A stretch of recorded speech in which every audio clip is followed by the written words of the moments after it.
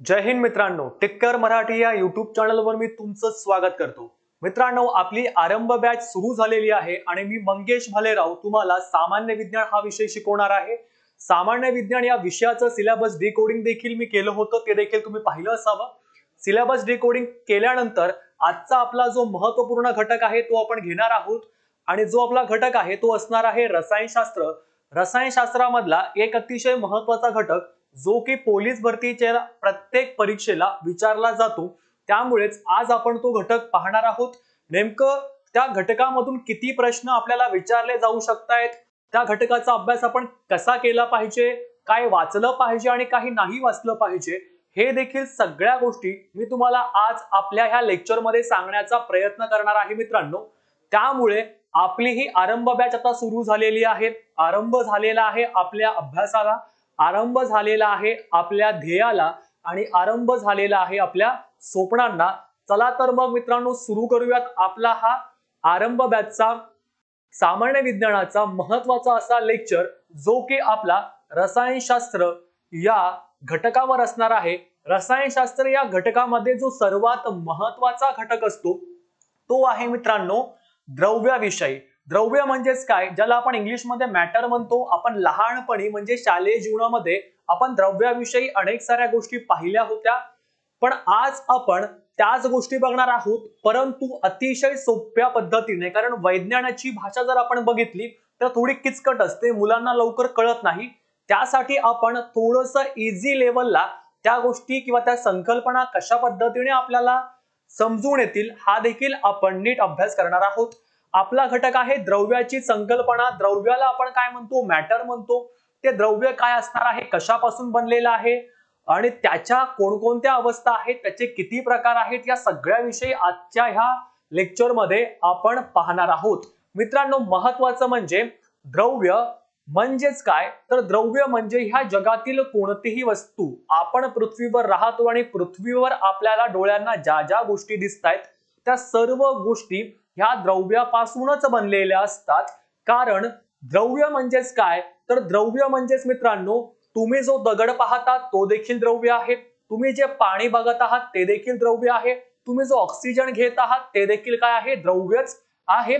पण त्या द्रव्याच्या काही अवस्था आहेत, काही गुणधर्म आहेत, त्या गुणधर्मांविषयी, त्या अवस्थांविषयी, त्याच्या संकल्पनांविषयी सविस्तर आपण बघणार आहोत। आणि महत्त्वाचं म्हणजे मित्रांनो, हे जे द्रव्य आहे हे द्रव्य अतिशय लहान लहान अशा कणांनी बनलेलं असतं। म्हणजेच काय, हे लहान लहान कण एकत्र येतात आणि त्यापासून आपलं हे द्रव्य म्हणजेच मॅटर बनलेलं असतं। अनेक मुलांचा खूप गोंधळ होतो की सर द्रव्य आणि द्रव, त्यांना द्रव्य आणि द्रव यामधला फरक कळत नाही। मी पुन्हा सांगतो, द्रव्य म्हणजे जगातील प्रत्येक वस्तू, ज्याला आपण काय म्हणतोय, द्रव्य।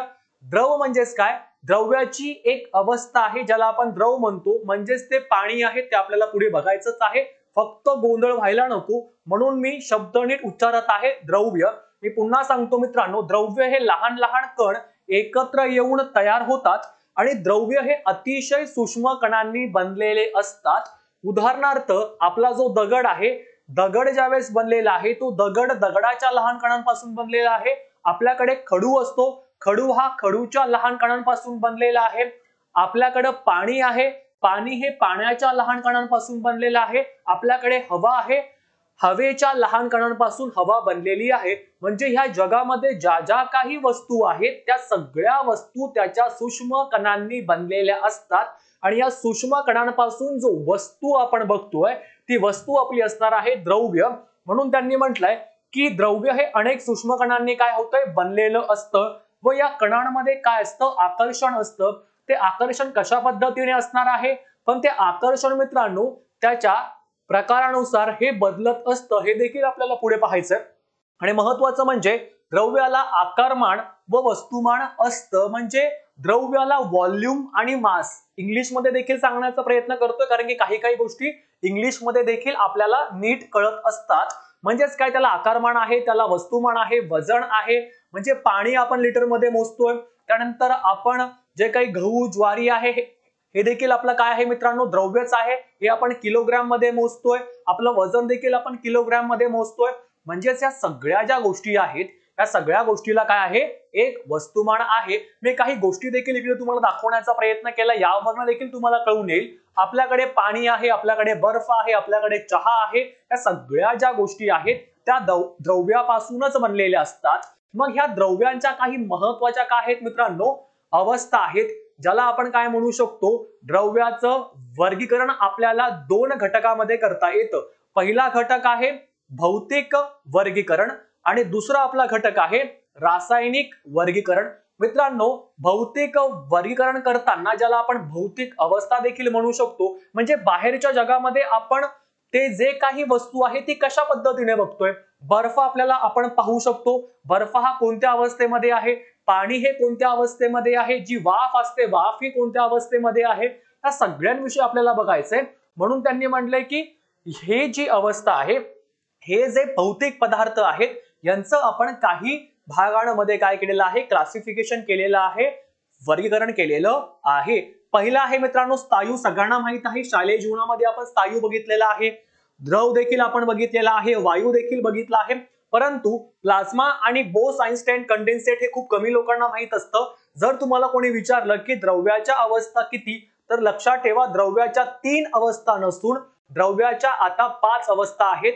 पहिली अवस्था आहे स्थायू, दुसरी अवस्था आहे द्रव, तिसरी अवस्था आहे वायू, चौथी अवस्था आपली असणार आहे प्लाझ्मा ज्याला अयनायू म्हणतो, आणि 5वी अवस्था आपली असणार आहे बोस-आइन्स्टाईन कंडेन्सेट.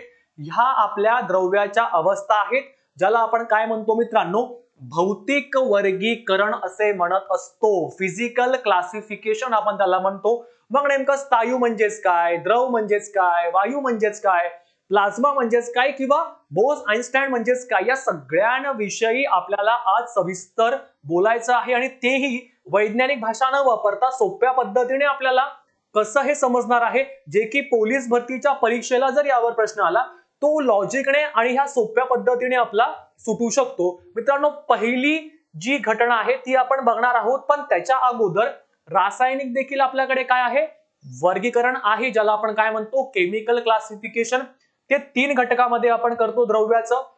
मूलद्रव्य ज्याला एलिमेंट म्हणतात, संयुगे ज्याला कंपाऊंड म्हणतात, आणि मिश्रण ज्याला मिक्सचर म्हणतात. ह्या सगळ्यामध्ये जो सर्वात महत्वाचा घटक आहे तो आहे आपला मूलद्रव्य. त्याविषयी आपण सविस्तर पुढच्या लेक्चर मध्ये बघणारच आहोत. तुर्तास आपण ज्या बेसिक गोष्टी आहेत ते बघूयात.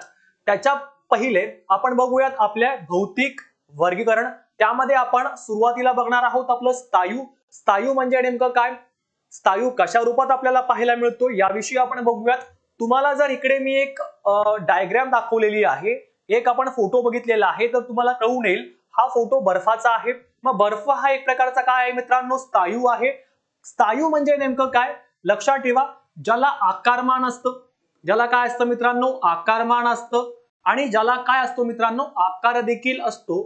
म्हणजेच काय, स्थायू पदार्थाला आकारमान आणि आकार पाहायला मिळतो. बर्फ आपण बघतोय, या बर्फाला मित्रांनो आकारमान देखील आहे आणि या बर्फाला आकार देखील आहे. आकार कोणता आहे, तर चौकोनी आकाराचा हा आपला काय आहे, बर्फ आहे.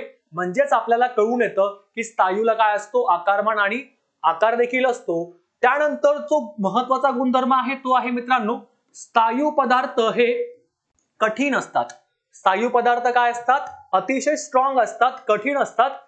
ते लवकर तुटत नाही, म्हणजे दाब दिल्यानंतरच ते तुटू शकतात. त्यामुळे हे देखील महत्वाचं आहे. आता मित्रांनो आपल्याला प्रश्न पडतो की स्थायू पदार्थ कठीण का असतात, याचं महत्वाचं कारण म्हणजेच काय, तर स्थायू पदार्थाचे जे कण असतात ते कण एकमेकांच्या खूप जवळ असतात.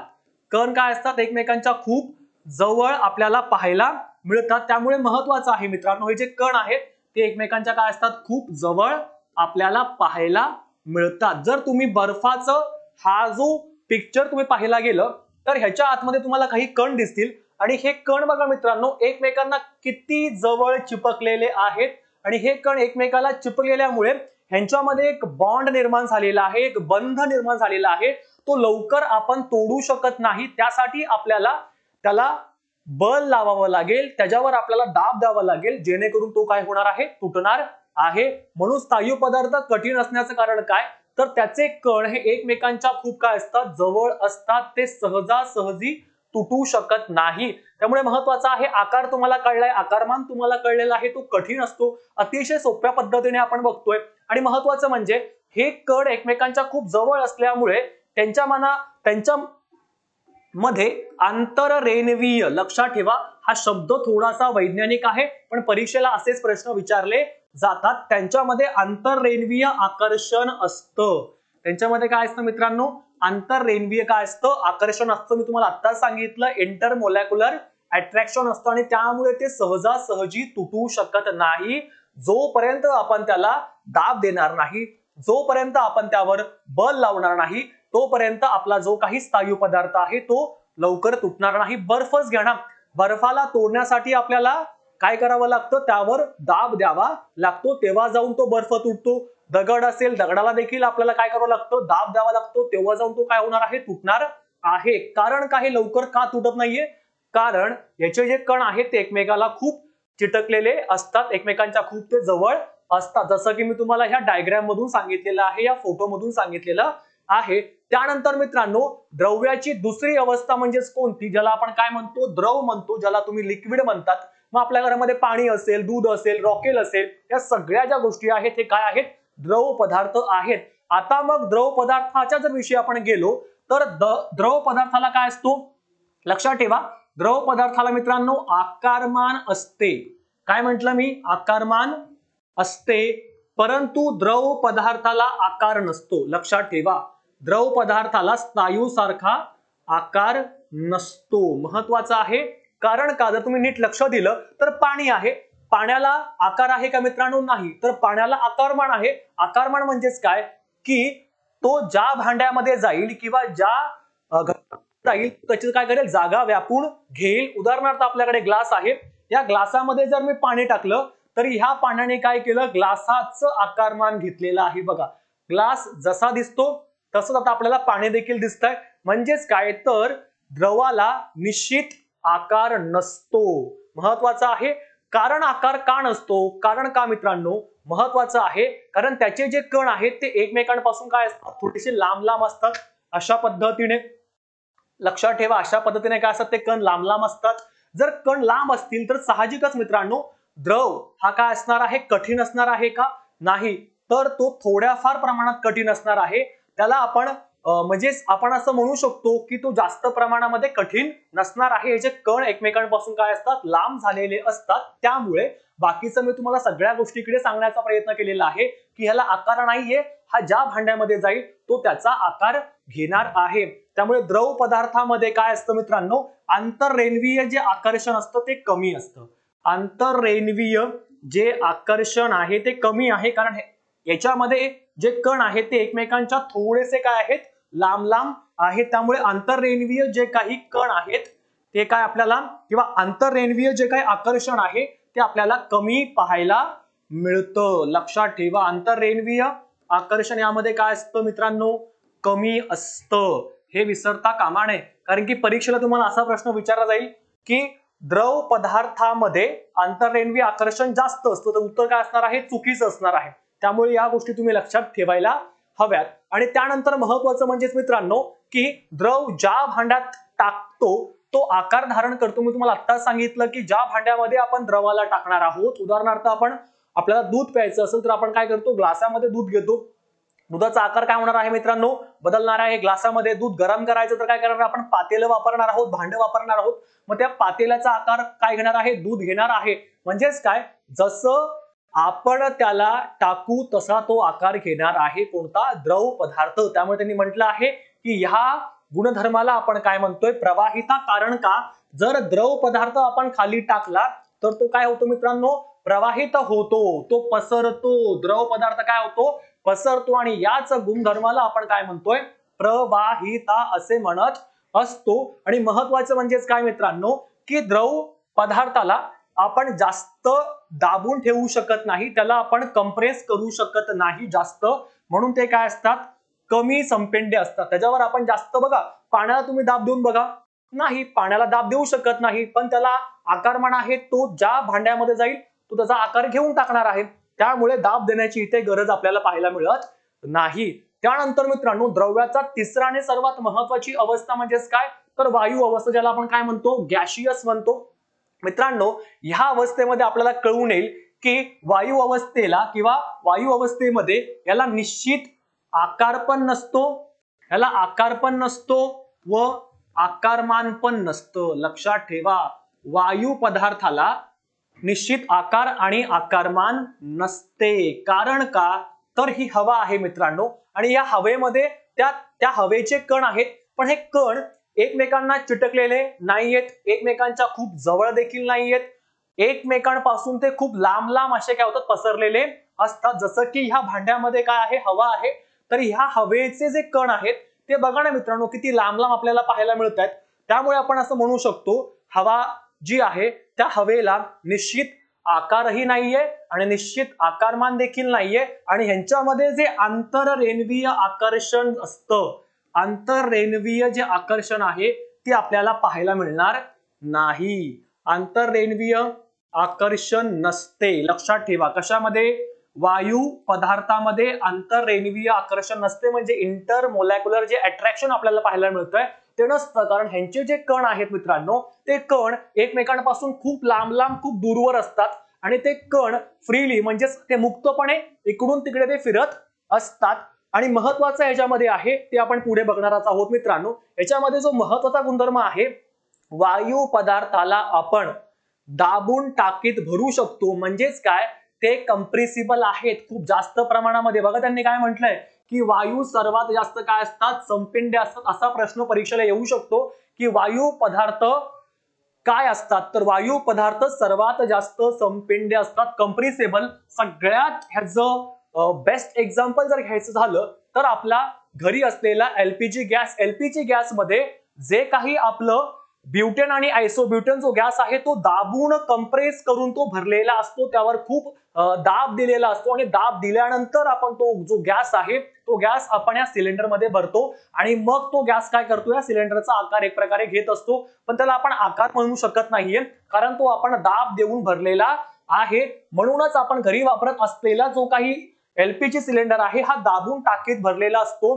कोविड काळामध्ये आपण मित्रांनो ऑक्सिजनचे सिलेंडर देखील तुम्ही बघितलेले असणार आहेत. तो ऑक्सिजन आपल्याला घ्यावा लागतो, जो आपल्याला नॅचरली किंवा नैसर्गिक आपल्याला हवेतून मिळतो. पण कधी कधी असं होतं की आपल्याला तो मिळत नाही, त्यासाठी मग आपण काय केलेलं आहे, ऑक्सिजनच्या टाक्या देखील आपण उपलब्ध केलेल्या आहेत. तो ऑक्सिजन देखील आपण दाबून टाकीत भरलेला आहे. याचा अर्थ वायू पदार्थ सर्वात जास्त काय असतात, संपिंड्य असतात, म्हणजेच काय, कंप्रेसिबल असतात, त्याला दाब देऊन आपण भरू शकतो. म्हणजे अशा पद्धतीने मित्रांनो शालेय जीवनामध्ये आपण 3 गोष्टी बघितलेल्या होत्या, 3 अवस्था बघितली होत्या द्रव्याच्या. पहिली अवस्था आहे स्थायू, त्यानंतर आहे द्रव, त्यानंतर आहे वायू. पण 2 अवस्था ह्या आपल्याला अजूनही माहिती नाहीये. त्या 2 अवस्था आहेत, पहिली आहे प्लाझ्मा आणि त्यानंतर आहे आपली बोस-आइन्स्टाईन कंडेन्सेट. याविषयी आपण बघूयात मित्रांनो. नेमकं प्लाझ्मा म्हणजेच काय, ज्याला आपण अयनायू म्हणतो. आता प्लाझ्माची थोडीशी तुम्हाला माहिती सांगतो मित्रांनो. प्लाझ्मा जे असतं, प्लाझ्मा हा एक प्रकारचा आपण असं म्हणू शकतो की याचं जे तापमान असतं ते खूप जास्त असतं, आणि याचं अस्तित्व होण्यासाठी ह्याला खूप जास्त ऊर्जा आपल्याला लागते. पहिलाच मुद्दा सांगितलाय, ही जी अवस्था आहे ही अवस्था जर आपल्याला बघायची असेल तर त्यासाठी आपल्याला अतिशय जास्त तापमान व अतिशय जास्त ऊर्जा मिळवावी लागेल, तेव्हा जाऊन आपल्याला काय मिळणार आहे, ही प्लाझ्मा नावाची अवस्था मिळणार आहे. आणि ही जी अवस्था आहे मित्रांनो, ही अवस्था वायू रूपात असते. पण वायूमध्ये जे कण असतात मित्रांनो, ते कण आयन युक्त असतात. आयन म्हणजेच काय, मी तुम्हाला त्याविषयी सांगणार आहे, पण लक्षात ठेवा 2 प्रकारचे आयन असतात. पहिला असतो मित्रांनो कॅट आयन, ज्याला आपण काय म्हणतो, धन प्रभारित आयन. त्यानंतर असतो मित्रांनो ऍन आयन, त्याला आपण काय म्हणतो, ऋण प्रभारित आयन. जर आपण बॉक्स बघितला तर लक्षात ठेवा, ह्याच्या आतमध्ये जी हवा आहे, जी वायू आहे, ह्याच्यामध्ये जे कण आहेत बघा, एका साईडला धन आहे, एका साईडला ऋण आहेत. म्हणजे अशा पद्धतीने हे कण आपल्याला धन आणि ऋण प्रकारात पाहायला मिळतात. म्हणजे आपण असं म्हणू शकतो की प्लाझ्मा हे जे वायू आहे, ही जी अवस्था आहे, याच्यामध्ये आपल्याला आयन युक्त हवा किंवा वायू स्वरूपात ती असते. त्यामुळे हे महत्वाचं आहे, ही अवस्था आयन युक्त वायूच्या स्वरूपात असते. तुम्हाला प्रश्न विचारला जाऊ शकतो, कोणती अवस्था आयनयुक्त वायूच्या स्वरूपात असते? आपलं उत्तर असणार आहे प्लाझ्मा, म्हणजेच काय ऐनायू. तुम्हाला नावात कळेल ऐनायू म्हणजेच काय, याच्यामध्ये काय असणार आहेत? आयन्स असणार आहे. 2 आयन मी सांगितलेले आहेत, एक आहे कॅटायन, दुसरा आहे ऍनायन. त्यानंतर मित्रांनो ह्याची महत्वाची उदाहरणं आहेत. महत्वाच्या उदाहरणामध्ये तुम्हाला मी नीट सांगतोय मित्रांनो की राजवायू जे असतात ते राजवायू ह्याच्यामध्ये महत्वाची भूमिका बजावतात. मग त्यामध्ये कोण कोण असणार आहे? हेलियम असणार आहे, निऑन असणार आहे, ऑर्गॉन असणार आहे, झेनॉन असणार आहे, क्रिप्टॉन असणार आहे. अशी जेवढी काही आपली राजवायू आहे ज्याला आपण नोबेल गॅसेस म्हणतो ती याच्यामध्ये महत्वाची भूमिका बजावतात. कारण का? तर निऑन बल्ब यामध्ये काय असतो मित्रांनो? निऑन नावाचा वायू असतो, ज्यामध्ये कोणती अवस्था आपल्याला पाहायला मिळते? प्लाझ्मा अवस्था पाहायला मिळते. त्यानंतर आहे फ्ल्युरोसेंट बल्ब, याविषयी देखील तुम्ही पाहिलेलं असावं. या फ्ल्युरोसेंट बल्ब मध्ये हेलियम नावाचा वायू असतो. परीक्षेला प्रश्न विचारला जाऊ शकतो, फ्ल्युरोसेंट बल्ब मध्ये कोणता वायू असतो? तर फ्ल्युरोसेंट बल्ब मध्ये हेलियम वायू असतो. त्यानंतर सूर्य आणि तारे याच अवस्थेमुळे चमकतात. कारण का मित्रांनो? या अवस्थेमध्ये सर्वात जास्त ऊर्जा पाहायला मिळते.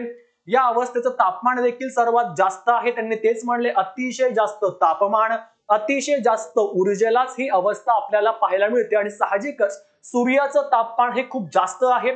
सूर्यामधून खूप जास्त प्रमाणात उष्णता ऊर्जा बाहेर पडते. मग ते तारे असतील, सूर्य देखील काय आहे? तारा आहे. म्हणून त्यांनी म्हटलं की सूर्य आणि तारे हे याच अवस्थेमुळे काय होतं दिसत आपल्याला? चमकताना दिसतात. त्यामुळे ही प्लाझ्मा नावाची अवस्था खूप जास्त महत्वाची आहे. यावर आयोग प्रश्न विचारू शकतो. त्यानंतर 5वी अवस्था देखील बघणार आहोत, पण त्याच्या अगोदर अजून काही जे काही उदाहरणं आहेत ती बघूयात. की निऑन गॅस आहे मित्रांनो, निऑन गॅसमुळे बल्बला काय होतो? लाल आणि नारंग रंग प्राप्त होतो. महत्वाचा आहे, प्रश्न विचारला जाईल कोणत्या गॅसमुळे बल्बला लाल नारंगी रंग प्राप्त होतो? उत्तर काय असणार आहे? Neon gas. त्यानंतर आहे हेलियममुळे पांढरा रंग पाहायला मिळतो. हेलियम कशामध्ये असतं?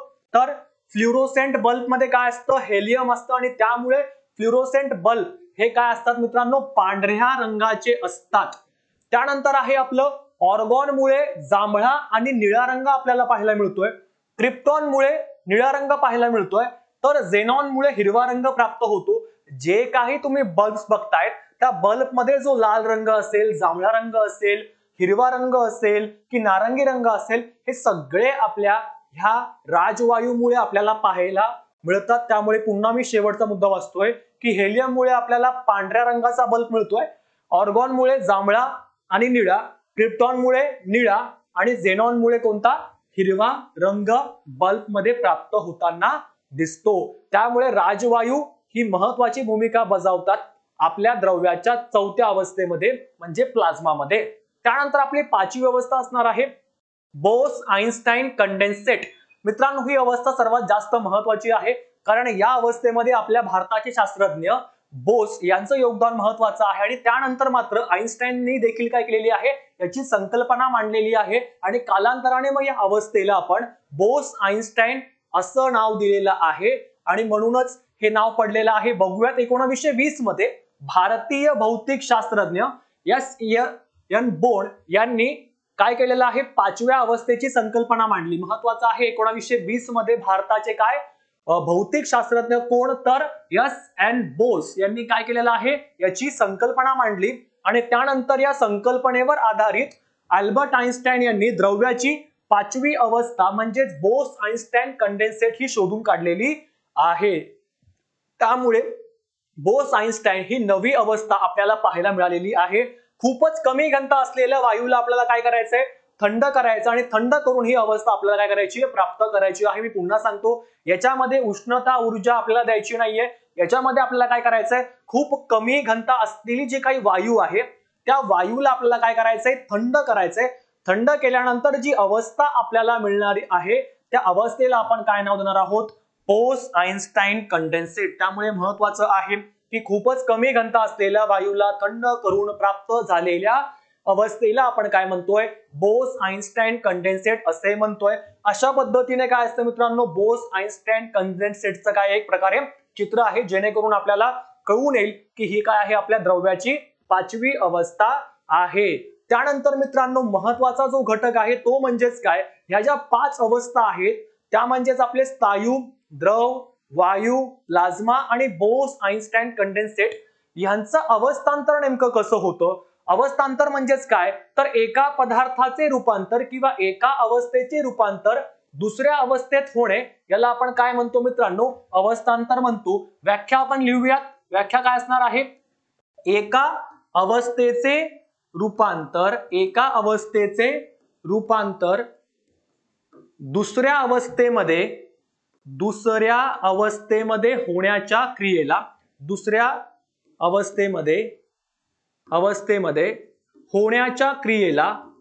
किंवा होण्याच्या क्रियेला आपण काय म्हणतो मित्रांनो, तर अवस्थांतर म्हणतो. लक्षात ठेवा, होण्याच्या क्रियेला आपण काय म्हणणार आहोत, अवस्थांतर, ज्याला आपण काय म्हणतो, चेंज ऑफ स्टेट्स. एका पदार्थाचं किंवा एका अवस्थेचं रूपांतर दुसऱ्या अवस्थेमध्ये होण्याच्या क्रियेला अवस्थांतर असं म्हटलं जातं. म्हणजे उदाहरणार्थ माझ्याकडे काय आहे, स्थायू पदार्थ आहे. मी स्थायू पदार्थाचं रूपांतर कशामध्ये करतोय, द्रवामध्ये करतोय. मी द्रवाचं रूपांतर वायूमध्ये करतोय, वायूचं रूपांतर द्रवामध्ये करतोय, द्रवाचं रूपांतर स्थायूमध्ये करतोय. ह्या ज्या सगळ्या गोष्टी मी करतोय याला आपण काय म्हणतोय, अवस्थांतर म्हणतोय. अशा पद्धतीने तुम्हाला कळून येईल, माझ्याकडे जर बर्फ आहे तर मी या बर्फाचं पाणी करेल, या पाण्याचं मी काय करणार आहे, वाफ बनवणार आहे. म्हणजे अशा पद्धतीने काय होणार आहे, एका अवस्थेचं रूपांतर आपण दुसऱ्या अवस्थेमध्ये करू शकतो. या सर्व घटनेलाच आपण काय म्हणतोय, अवस्थांतर असे म्हणतो, ज्याला आपण चेंज ऑफ स्टेट्स असं म्हणतो. त्यानंतर आपण बघूयात ह्या महत्वाच्या अवस्थांतराच्या संकल्पना, ज्यावर आयोगाने पोलीस भरतीला वारंवार प्रश्न विचारले गेलेले आहेत. त्यातलं पहिलं आहे महत्वाचं म्हणजेच काय, तर फ्युजन, ज्याला आपण वितळणे म्हणतो किंवा ज्याला आपण विलयन देखील म्हणतो. आता नेमकं फ्युजन म्हणजेच काय, वितळणे म्हणजेच काय किंवा विलयन, सध्या पोलीस भरतीच्या परीक्षेला विलयनाची व्याख्या दिलेली होती आणि त्यांनी विचारलं होतं की या पद्धतीला किंवा ह्या प्रक्रियेला आपण काय म्हणणार आहोत. तर लक्षात ठेवा मित्रांनो, मी काय म्हटलेलं आहे की स्थायू पदार्थाला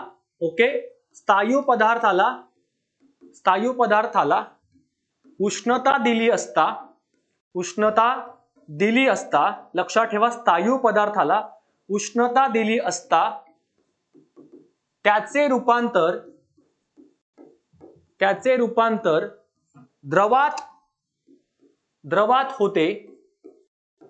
लक्षात ठेवा मित्रांनो, महत्वाचा आहे, प्रश्न परीक्षेला आला होता की स्थायू पदार्थाला उष्णता दिली असता त्याचे रूपांतर द्रवामध्ये होते. या प्रक्रियेला आपण विलयन असे म्हणतो.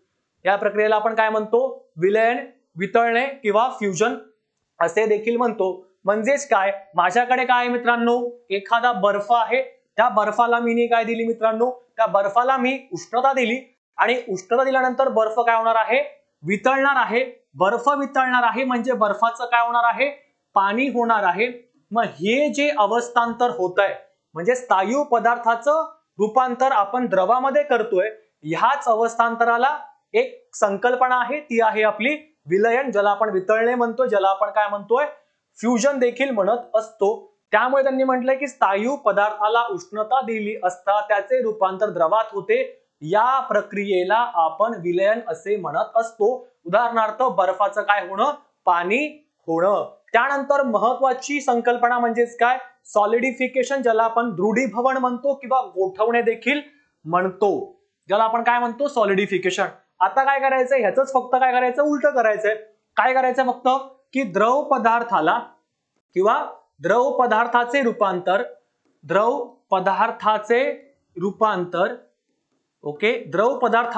रूपांतर स्थायू पदार्थामध्ये करण्याच्या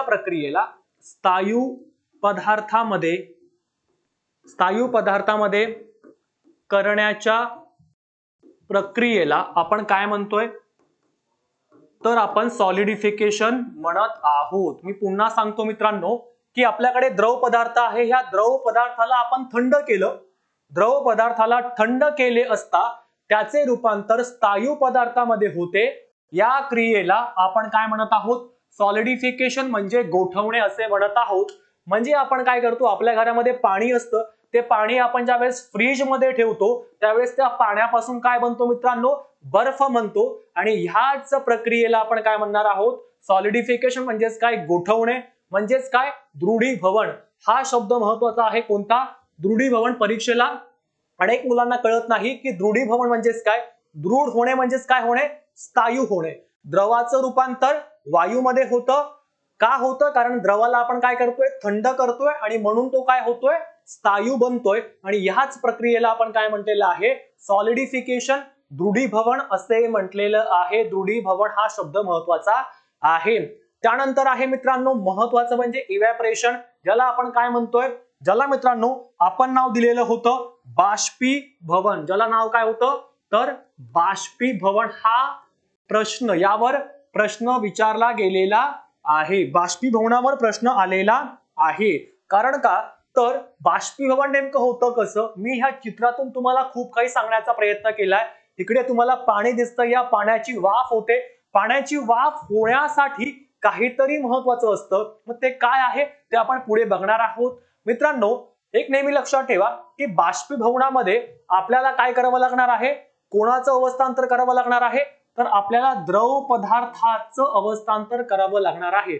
म्हणजे मी काय केलं मित्रांनो, या द्रव पदार्थाला मी काय दिली मित्रांनो, उष्णता दिली. तर काय होणार आहे, द्रव पदार्थाला उष्णता दिल्यानंतर त्याला अजून जास्त आपण तापवल्यानंतर त्यातून आपल्याला काय मिळणार आहे, वाफ मिळणार आहे. त्यातून आपल्याला काय मिळणार आहे, वाफ मिळणार आहे. आणि ही जी वाफ बाहेर पडणार आहे याच प्रक्रियेला आपण काय म्हणणार आहोत, बाष्पीभवन असं म्हणणार आहोत. वाफ म्हणजेच काय मित्रांनो, तर आपली कोणती अवस्था, वायू अवस्था. लक्षात ठेवा. म्हणून काय, द्रवाचं रूपांतर वायूमध्ये होण्याच्या प्रक्रियेला आपण काय म्हणतोय, बाष्पीभवन असे म्हणत असतो, इव्हॅपोरेशन असे म्हणत असतो. म्हणजेच काय की द्रव पदार्थ माझ्याकडे आहे, म्हणजे आपण जे पाणी तापवतोय त्या पाणी तापवल्यानंतर त्या पाण्यातून काय होते, वाफ बाहेर पडते, म्हणजे वायू रूपांतर होत आहे. याच घटनेला आपण काय म्हणतोय, बाष्पीभवन म्हणजेच इव्हॅपोरेशन असे म्हणत आहोत. हे नेहमी लक्षात ठेवा मित्रांनो. अवस्थांतर होताना सगळ्यात महत्वाचं काय असतं हे नेहमी लक्षात ठेवा, तापमान सगळ्यात महत्वाचं असतं. मी पुन्हा सांगतोय, काय महत्वाचं असतं, तापमान. बघा ना, तुम्हाला जर स्थायूचं रूपांतर कशामध्ये करायचंय, द्रवामध्ये करायचंय, तर तुम्हाला काय करावं लागेल, उष्णता द्यावं लागेल, म्हणजे तापमान वाढवावं लागणार आहे. द्रवाचं रूपांतर तुम्हाला काय करावं लागणार आहे, वायूमध्ये करायचं असेल तर काय करणार आहे, ते तापमान अजून जास्त वाढवावं लागणार आहे. म्हणजे अशा पद्धतीने काय की अवस्थांतर होताना तापमान ही घटना किंवा ही कन्सेप्ट सगळ्यात महत्वाची आहे. ज्या वेळेस आपण तापमान वाढवणार त्यावेळेस द्रवाचं रूपांतर वायूमध्ये होणार आहे. तापमान जास्त केलं तर लक्षात ठेवा, स्थायूचं रूपांतर द्रवात, द्रवाचं वायूत. तापमान कमी केलं तर वायूचं रूपांतर द्रवात आणि द्रवाचं रूपांतर स्थायू. म्हणजे असं रिव्हर्स होणार आहे तापमान जर आपण कमी जास्त केलं तर. त्यानंतर मित्रांनो महत्वाचं आहे की बाष्पीभवनाचा जो वेग असतो तो वेग हा पृष्ठभागाचे क्षेत्रफळ, तापमान आणि आर्द्रता व वाऱ्याचा वेग यावर अवलंबून असतो. परीक्षेला प्रश्न विचारला गेलाय की बाष्पीभवनाचा वेग कशावर अवलंबून असतो, तर लक्षात ठेवा, बाष्पीभवनाचा वेग पृष्ठभागाचं क्षेत्रफळ, तापमान, आर्द्रता ज्याला आपण ह्युमिडिटी म्हणतो आणि वाऱ्याचा वेग यावर अवलंबून असतो. कारण याच बाष्पीभवन प्रक्रियेने आपल्याला काय पाहायला मिळतं मित्रांनो, आपल्याला उन्हाळ्यामध्ये तलावामधलं जे पाणी आहे ते आटताना पाहायला मिळतंय. कपडे वाळणं म्हणजेच काय, तर बाष्पीभवन होणं. उन्हाळ्यामध्ये बघा आपले कपडे लवकर वाळतात, परंतु पावसाळ्यात किंवा हिवाळ्यामध्ये ते कपडे लवकर वाळत नाही. कारण का, तर तिकडे काय असतं, तापमान सर्वात महत्वाचं असतं. सूर्याचं तापमान जास्त आपल्याला पाहायला मिळतं आणि तापमानामुळे काय होतं की कपडे लवकर सुकतात. म्हणजेच काय, वातावरणामध्ये जी असलेली हवा आहे ती हवा काय करते, बाष्प काय करते, किंवा ते जे काही द्रव पदार्थ आहे ते शोषून घेते, पाणी शोषून घेते. म्हणजे त्या पाण्याची काय होते, एक प्रकारे वाफ होत असते. पाण्याची वाफ होणे म्हणजे बाष्पीभवन क्रिया पार पडणं. आणि या बाष्पीभवन क्रियेमुळेच पुढे काय होत असतं, पाऊस देखील पडत असतो. ते देखील आपल्याला पुढे बघायचंच आहे. त्यामुळे एवढं लक्षात ठेवा मित्रांनो, बाष्पीभवनामुळे वातावरण काय होते, थंड होते. कारण बाष्पीभवनाच्या प्रक्रियेमध्ये वातावरणामध्ये काय होत असतं, पाणी जे आहे किंवा द्रव जे आहे ते शोषून घेतलं जात असतं. आणि मग वातावरणामध्ये काय निर्माण होणार आहे, एक प्रकारे आर्द्रता म्हणजेच काय मित्रांनो, ह्युमिडिटी निर्माण होणार आहे. जसं की आता हिवाळ्यामध्ये आपण बघतोय की सकाळ सकाळी धुकं पडतं. कारण का, तर वातावरणामध्ये काय आहे, जास्त प्रमाणामध्ये पाण्याचं प्रमाण आहे, हे महत्वाचं आहे. त्यामुळे ह्याला आपण काय म्हणतो, ह्युमिडिटी देखील म्हणत आहोत. त्यानंतर मित्रांनो, कंडेन्सेशन, ज्याला तुम्ही काय म्हणताय, संगणन, यावर प्रश्न परीक्षेला विचारला गेलेला होता की संगणन म्हणजे नेमकं काय. संगणनाचा महत्वाचा अर्थ मित्रांनो लक्षात ठेवा. संगणन म्हणजे नेमकं काय असतं, तर पाणी जे आहे, आपलं जे पाणी आहे किंवा आपला जो बाष्प आहे, त्या बाष्पाचं रूपांतर पुन्हा कशामध्ये होणं, त्या बाष्पाचं रूपांतर पुन्हा आपल्या पाण्याच्या थेंबामध्ये होणं. मग ह्या प्रक्रियेला तुम्ही कसं नाव देणार, तर लक्षात ठेवा मित्रांनो, तुमच्याकडे अवस्था कोणती होती, वायू तुमच्याकडे अवस्था होती मित्रांनो. या वायू अवस्थेचं रूपांतर कशामध्ये झालेलं आहे, या वायू अवस्थेचं रूपांतर आपलं द्रवात झालेलं आहे. कळतंय का काय म्हटलंय मी, की हा जो वायू आहे आपल्याकडे, ही जी हवा आहे, हे जे बाष्प आहे, या बाष्पाचं रूपांतर कशामध्ये झालेलं आहे, तर पुन्हा ते पाण्याचे थेंब बनलेले आहेत. सगळ्यात महत्वाचं तर काय, आपल्या घरामध्ये ज्यावेळेस आपण अंघोळीला पाणी ठेवतो आणि त्याच्यावर जर आपण एखादं प्लेट ठेवली आणि थोड्या सेकंदानंतर आपण ती प्लेट जर काढून घेतली, तर आपल्याला त्या प्लेटवर लहान लहान पाण्याचे थेंब दिसतात. त्याच प्रक्रियेला आपण काय म्हणतो मित्रांनो, संघनन म्हणजेच काय, कंडेन्सेशन असे म्हणत आहोत. की त्या वायूचं रूपांतर पुन्हा कशामध्ये होतंय, द्रव पदार्थामध्ये होतंय. हे पण काय आहे, अवस्थांतर आहे, कारण वायू अवस्थेचं रूपांतर द्रव अवस्थेमध्ये होतंय. या प्रक्रियेलाच आपण काय म्हणतोय, संगणन किंवा कंडेन्सेशन असे म्हणतोय. म्हणजे याचं सगळ्यात बेस्ट एक्झाम्पल, सगळ्यात चांगलं उदाहरण म्हणजेच काय, आपला पाऊस. म्हणजे पाऊस जो पडत आहे, तो पाऊस कोणत्या घटनेमुळे पडत आहे, तर तो संघनन. लक्षात ठेवा, संघननामुळे पाऊस पडत आहे, ज्याला आपण काय म्हणतोय, कंडेन्सेशन असे म्हणत आहोत. ढगाची काय होते, निर्मिती होते, हिम तयार होतं. मग हे ढग निर्मिती होणे, हिम तयार होणे, हे एक प्रकारचं काय आहे, तर हा एक प्रकारचा संघननाचा भाग आहे. कारण उन्हाळ्यामध्ये बाष्पीभवनामुळे काय होतं, समुद्राचं पाणी ढगामध्ये जातं आणि मग जून महिन्यामध्ये तेच जे पाणी आहे, ती जी वाफ आहे, त्या वाफेचं काय होतं, मग ते पाण्याचे थेंब बनतात आणि मग ते थेंब पावसाळ्याच्या किंवा पावसाच्या स्वरूपात ते खाली पडत असतात.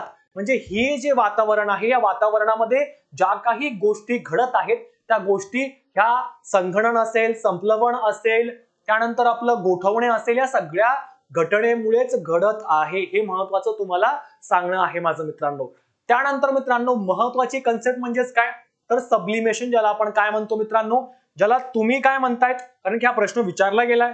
संप्लवन, लक्षात ठेवा, आत्ताच मी तुम्हाला सांगितलं होतं की संप्लवन. आता हे संप्लवन काय असतं, तुम्हाला चित्रामध्ये दिसून येईल. संप्लवनामध्ये तुम्हाला इकडे काय दिसतोय, एखादा तुम्हाला स्थायू पदार्थ आहे, या स्थायू पदार्थावर तुम्हाला वरती काय दिसतंय, वायू दिसतंय.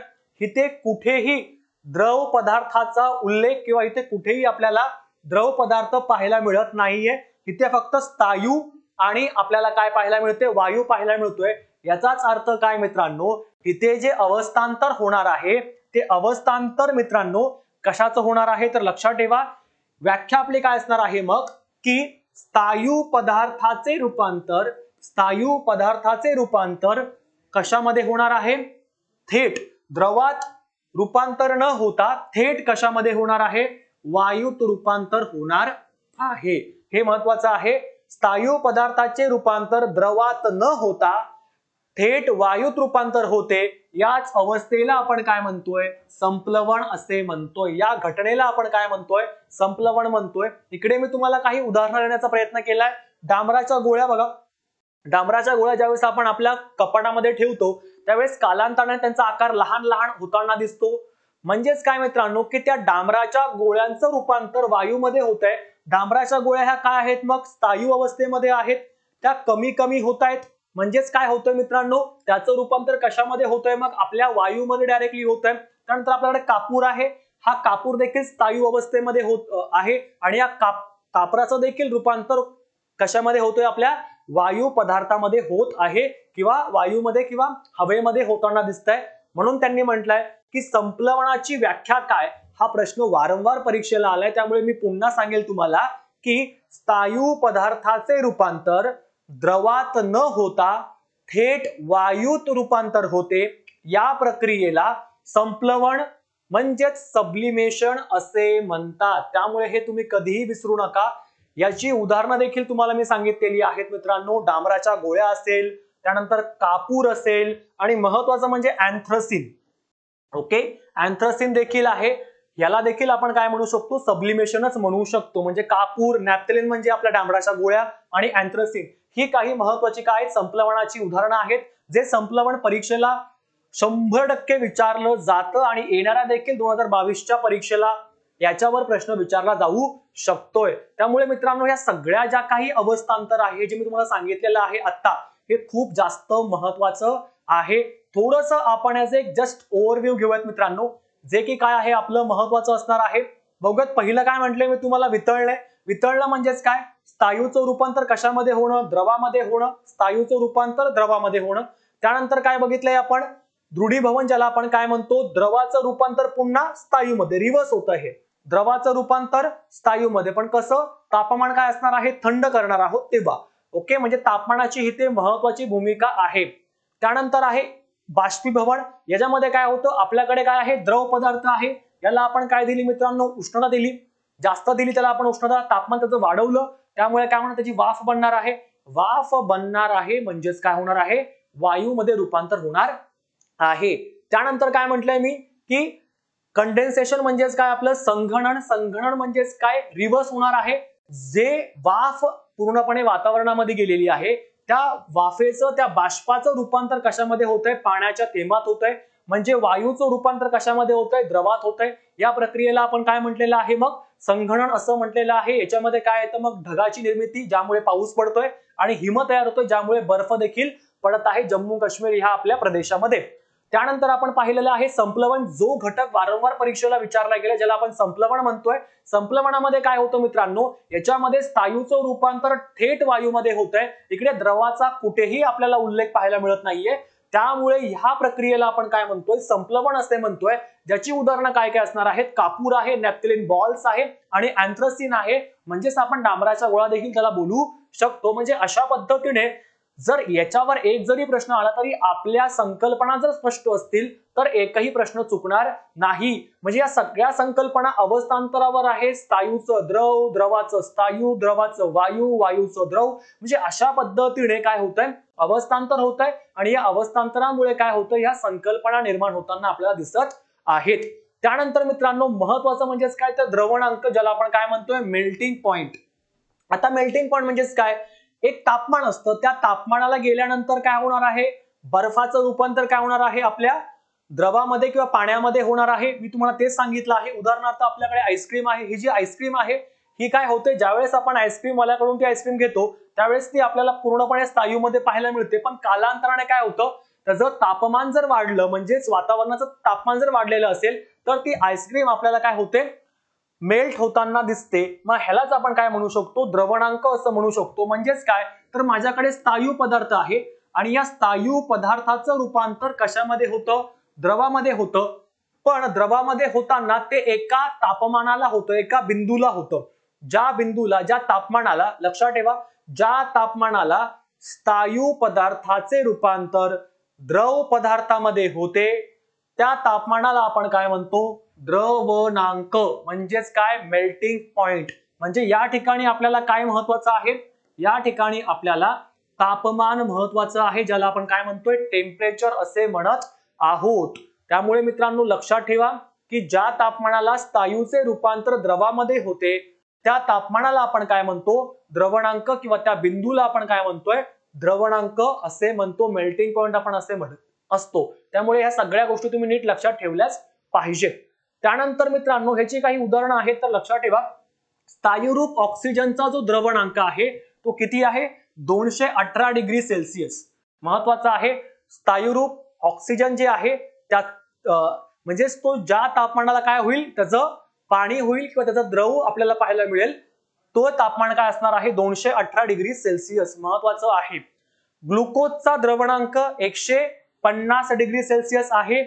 लोखंडाचा द्रवणांक 1535 डिग्री सेल्सिअस. महत्वाचा आहे, लोखंडाचा किती आहे, 1535 डिग्री सेल्सिअस. हा प्रश्न परीक्षेला विचारला जातो की लोखंडाचा द्रवणांक किती, तर तो किती आहे 1535 आहे. त्यानंतर गोठण बिंदू म्हणजेच काय, मी तुम्हाला सांगितलं की ज्या तापमानाला आपण काय करतोय, स्थायूचं रूपांतर द्रवात करतो त्या तापमानाला आपण काय म्हणतोय, द्रवणांक म्हणतो. पण ह्यांनी प्रश्नात काय विचारलाय, गोठणांक म्हणजेच काय, फ्रीजिंग पॉइंट. याचं उलट करायचं, मग आपल्याकडे द्रव पदार्थ आहे म्हणजे आपल्याकडे काय आहे, पाणी आहे. या पाण्याला आपण काय करतो मित्रांनो, थंड करतो. मग ज्या तापमानाला द्रव पदार्थाचे रूपांतर स्थायू पदार्थामध्ये होते त्या तापमानाला आपण काय म्हणतो मित्रांनो, गोठण बिंदू असे म्हणतो, फ्रीजिंग पॉइंट असे म्हणतो. म्हणजे आपल्या घरामध्ये जी फ्रीज आहे त्या फ्रीज मध्ये जो बर्फ बनलेला आहे तो बर्फ कसा बनलेला आहे, पहिले आपण पाणी घेतलं, त्या पाण्याला आपण काय केलं मित्रांनो, तिकडे ठेवलं आणि एका तापमानाला काय झालेलं आहे, त्या पाण्याचं रूपांतर या बर्फामध्ये झालेलं आहे आणि यालाच आपण काय म्हणत आहोत, गोठण बिंदू असे म्हणत आहोत, फ्रीजिंग पॉइंट असे म्हणत आहोत. म्हणजेच काय की ज्या तापमानाला द्रवाचं रूपांतर स्थायूमध्ये होते त्या तापमानाला आपण गोठण बिंदू असे म्हटलेले आहे. आणि उदाहरणार्थ आपण जर पाहिलं झालं तर पाण्याचा गोठण बिंदू काय आहे, 0 डिग्री सेल्सिअस. सगळ्यांना माहित आहे की 0 डिग्री सेल्सिअसला किंवा आपल्या 0 डिग्री सेल्सिअसला काय होत आहे, त्या पाण्याचा बर्फ बनतो आणि म्हणून त्याला आपण काय म्हटलेलं आहे, गोठण बिंदू असे म्हटलेले आहे. त्यानंतर महत्वाच्या संकल्पना म्हणजेच काय मित्रांनो, तर द्रव्याचे रासायनिक वर्गीकरण. आतापर्यंत आपण काय बघितलं होतं, फिजिकल क्लासिफिकेशन म्हणजेच काय, भौतिक वर्गीकरण. त्यामध्ये आपण 5 अवस्था बघितल्या आणि त्या अवस्थाचं अवस्थांतर कसं होतं आणि अवस्थांतर झाल्यानंतर ती प्रक्रिया नेमकी कोणती असते, या सगळ्यांचा अभ्यास आपण केलेला आहे. त्यामध्ये आपण काय काय बघितलं तर थोडंसं आपण लक्ष देऊ मित्रांनो. पहिलं आपण बघितलं स्थायू, द्रव, वायू, त्यानंतर प्लाझ्मा आणि 5वी अवस्था कोणती होती, बोस आइन्स्टाईन कंडेन्सेट ही आपली अवस्था होती. त्यानंतर यांचं आपण अवस्थांतर बघितलं, त्यामध्ये आपण काय बघितलं मित्रांनो, विलयन बघितलं, दृढीभवन बघितलं, त्यानंतर संप्लवन बघितलं, संघनन बघितलं, त्यानंतर अनेक साऱ्या गोष्टी आपण बघितल्या. त्यामध्ये आपण द्रवणांक असेल आणि महत्वाचं म्हणजे गोठण बिंदू देखील आपण बघितलेला आहे. आता आपल्याला बघायचं जो की सर्वात महत्वाचा घटक आहे तो म्हणजेच याच द्रव्याचं, याच मॅटरचं रासायनिक वर्गीकरण, ज्याला आपण केमिकल क्लासिफिकेशन ऑफ मॅटर असे म्हणतो. आणि त्यामध्ये सर्वात महत्वाचं आहे मूलद्रव्य. काय असणार आहे मित्रांनो, मूलद्रव्य, ज्याला आपण काय म्हणतोय, एलिमेंट्स असे म्हणतो. आता नेमकं ह्या एलिमेंटची पार्श्वभूमी काय असणार आहे, याचा इतिहास नेमका कसा आहे, याचा शोध कसा लागला, तो कोणी लावला आणि तो कधी लागला, याविषयी आपण बघूयात. मित्रांनो, मूलद्रव्य ही संज्ञा सर्वप्रथम रॉबर्ट बॉईल या शास्त्रज्ञांनी 1661 मध्ये मांडली. प्रश्न विचारला जाऊ शकतो, मूलद्रव्याची संकल्पना कोणी मांडली, उत्तर असणार आहे मूलद्रव्याची संकल्पना रॉबर्ट बॉईल यांनी 1661 मध्ये मांडलेली आहे. म्हणजे 17व्या शतकात त्यांनी ते मांडलेलं आहे. त्यानंतर फ्रेंच शास्त्रज्ञ, महत्वाचं नाव आहे अॅनातोइन लॅव्हाझियर. लक्षात ठेवा, फ्रेंच शास्त्रज्ञ अॅनातोइन लॅव्हाझियर यांनी मूलद्रव्याची व्याख्या दिली. डेफिनेशन नेमकी काय असणार आहे, याची व्याख्या नेमकी काय असणार आहे, ही व्याख्या देण्याचं काम कोणी केलंय, तर आपल्या अॅनातोइन लॅव्हाझियर यांनी काय दिलेली आहे, या मूलद्रव्याची व्याख्या दिलेली आहे. त्यांनी व्याख्या काय दिली आपण बघूयात, की मूलद्रव्य हा सर्व द्रव्याचा एक अविभाज्य घटक आहे. तुम्ही जर याचं नाव बघितलं तुम्हाला कळून येईल की मूलद्रव्य म्हणजे द्रव्याचा जो मूलभूत घटक आहे. उदाहरणार्थ पाणी आहे, पाणी हे काय आहे, द्रव्य आहे. मग या पाण्यामध्ये काय आहे मित्रांनो, हायड्रोजन आणि ऑक्सिजन. मग ते हायड्रोजन आणि ऑक्सिजन म्हणजेच काय असणार आहे, आपला मूलद्रव्य असणार आहे. म्हणून मी तुम्हाला काय सांगितलं होतं की द्रव्याची काय मूलभूत घटक, त्यांनी तेच म्हटलंय की मूलद्रव्य हा सर्व द्रव्याचा काय आहे, अविभाज्य घटक आहे. त्याला आपण वेगळं करू शकत नाही. आपल्याकडे जर मी असं म्हटलं, आपल्याकडे जर कोळसा आहे तर त्या कोळसामध्ये काय आहे, कार्बन आहे आणि कार्बन हे काय आहे, मग मूलद्रव्य आहे. कोळसा आपल्यासाठी काय झाला आहे, द्रव्य, पण त्या कोळशाच्या आतमध्ये काय आहे, मूलद्रव्य कोणतं आहे, तर कार्बन आहे. म्हणजे मित्रांनो, अशा पद्धतीने जर आपल्याला कळून येईल की मूलद्रव्य, द्रव्याचा मूलभूत घटक, ज्याला आपण काय म्हणतोय, एलिमेंट म्हणतोय, याची सर्वप्रथम मांडणी किंवा ह्याची सर्वप्रथम जी संज्ञा आहे ती कोणी दिली, रॉबर्ट बॉईल यांनी 1661 मध्ये. त्याची व्याख्या कोणी केलेली आहे, अॅनातोइन लॅव्हाझियर यांनी केलेली आहे. थोडीशी अजून आपण याची एक्स्ट्रा माहिती बघूयात मित्रांनो. आपण जर मूलद्रव्य बघितले तर निसर्गामध्ये निसर्गामध्ये किंवा आत्ता मूलद्रव्य एकूण किती आहेत तर आपण ते बघूयात. एकूण मूलद्रव्य मित्रांनो, एकूण मूलद्रव्य आहेत 118 मूलद्रव्य आहेत आपल्याकडे. किती आहेत? 118 मूलद्रव्य आपल्याकडे आहेत. त्यापैकी 92 जी मूलद्रव्य आहेत मित्रांनो, त्यापैकी जी 92 मूलद्रव्य आहेत ती निसर्गामध्ये आपल्याला पाहायला मिळतात. लक्षात ठेवा, त्यातील 92 मूलद्रव्य निसर्गामध्ये आहेत, तर 26 मूलद्रव्य शास्त्रज्ञांनी बनवलेली आहेत. लक्षात ठेवा, कोणी बनवलेली आहेत? शास्त्रज्ञांनी बनवलेली आहेत. कुठे?